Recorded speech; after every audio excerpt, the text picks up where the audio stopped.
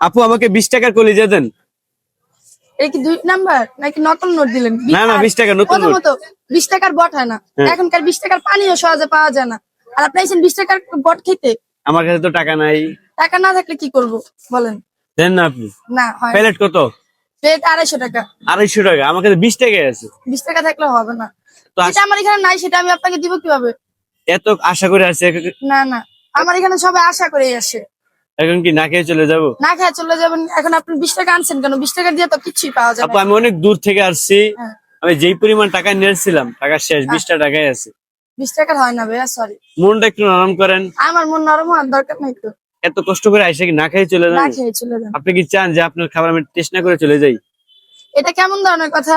হ্যাঁ, আপনি তো হইতাছে এখন আমার মানসিক নির্যাতন করতেছেন। হ্যাঁ, আমাদেরকে টাকা একটু মন নরম না না, করে দেন মন না। নরমের কি আছে? আমি ব্যবসা করতে বসছি, এখানে মন নরম করতে বসছি?